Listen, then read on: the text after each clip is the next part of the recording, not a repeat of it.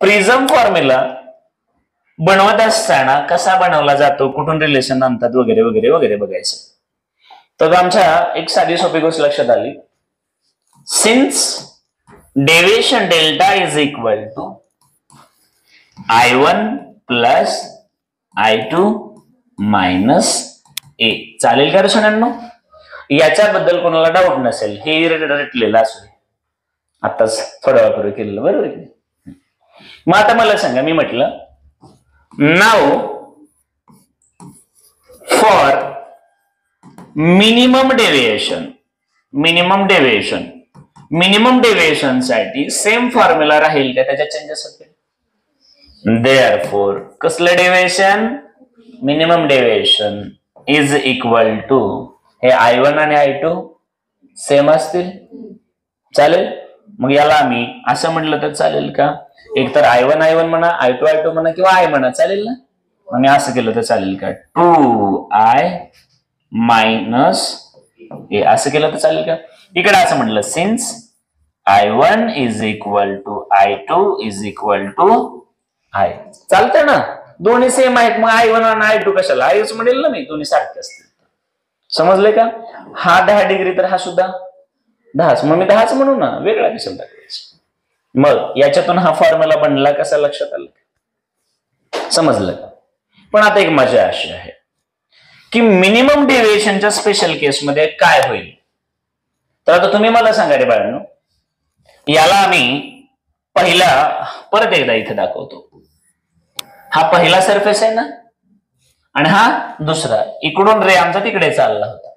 मग मला सांगा, since sine I1 divide by sine R1 is equal to refractive index of second with respect to, म्हणजेच याला आम्ही काय म्हणलं होतं?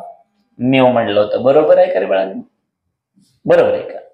मग आता मला सांगा, या केसमध्ये काय भेटलं आम्हाला? तर therefore I1 is equal to mu R1. बरोबर आहे का? असंच भेटलं होतं आम्हाला नक्की.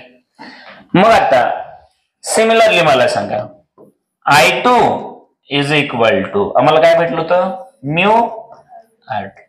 पण बाळांनोस मला सांगा की जर आमचं डेविएशन मिनिमम असेल तर आम्हाला माहित आहे since I1 is equal to I2 ना रे बाळांनो, म्हणजे त्यांच्या लेफ्ट हँड साइड सारखा, म्हणजे राईट सुद्धा. Therefore mu R1 is equal to mu R2. Mu common असलं, सेम असल्यामुळे कॅन्सल झाला. R1 is equal to. मग याचा अर्थ काय कळाला आम्हाला? तर याचा अर्थ हा कळाला की जेव्हा डेविएशन मिनिमम होतं तेव्हा I1 is equal to I2 जसे होतात तसेच R1 इज इक्वल टू, हे आम्ही प्रूव्ह केलंय with the help of Snell's law. आणि सिंपल जॉमेट्री म्हटलं तर चालेल. आतापर्यंत मी ज्या पद्धतीने प्रॉमिस केलं होतं 1% सुद्धा नवीन काय झालं का मला सांगा? नक्कीच नाही? नक्कीच झालेलं? नक्की? ओके. मग आता तुम्ही मला सांगा, इथपर्यंत तुम्ही आलात? नक्की कळालं तुम्हाला?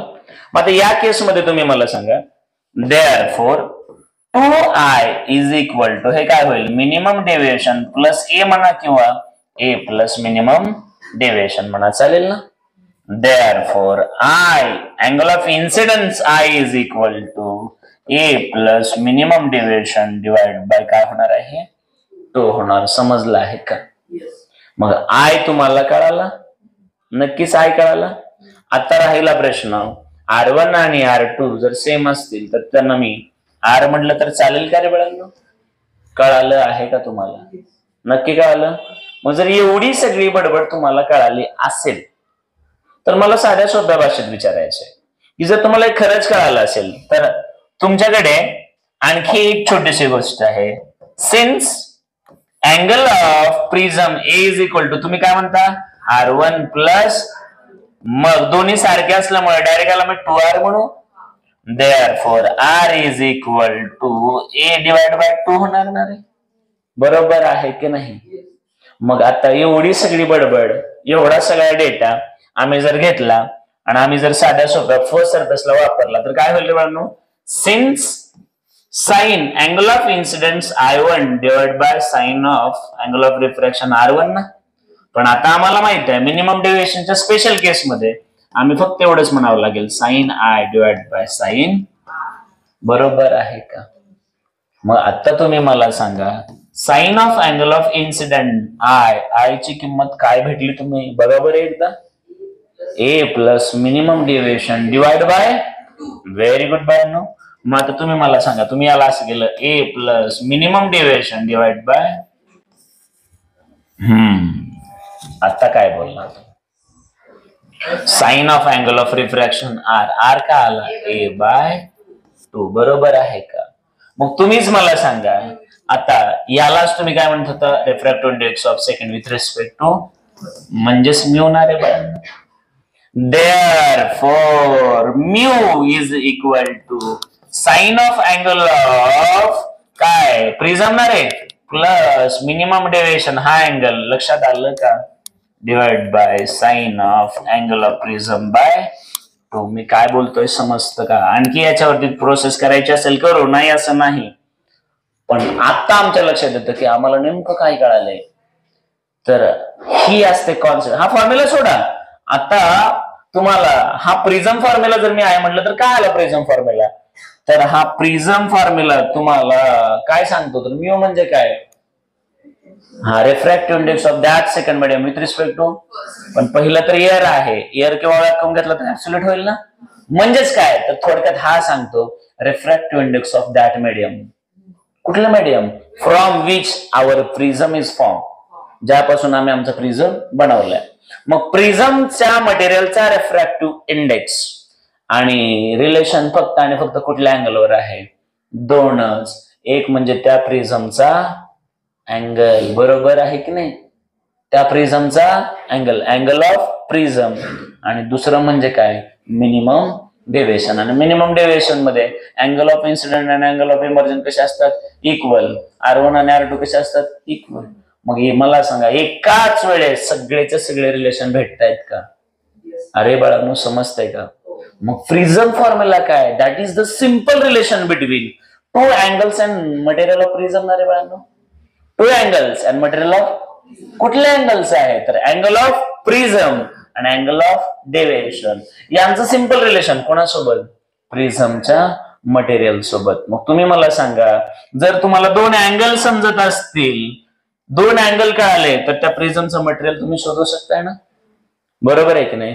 एकच अँगल कळाला आणि मीडियम मटेरियल कळालं तर दुसरा अँगल शोधू शकताय ना, येस सर नो, सोपं आहे की नाही. मग तुम्ही मला सांगा की किती सुंदर आणि मस्त कॉन्सेप्ट आहे. जर तुमच्याकडे हा जर एक प्रिझम असेल त्याच्यातला हा तर कोण आहे तुमचा अँगल ऑफ प्रिझम, हा तर कॉन्स्टंट राहील, आणि जर तुम्हाला मिनिमम डेव्हिएशन भेटलं तर हे जे काही मटेरियल वापरलं त्याचा रिफ्रॅक्टिव्ह इंडेक्स किती आहे आम्हाला कळतोय की नाही, with the help of prism formula. मग प्रिझम फॉर्म्युला काय आहे, तर मी असं म्हटलं चालेल, prism formula is the simple relation between angle of prism, angle of minimum deviation and the refractive index of that material. समजलं का रे बाळांनो? मग असं समजून घेतलं की आपल्याला इंटरेस्ट वाटतो, कळलं का हे सगळं? मग सोपं आहे की नाही.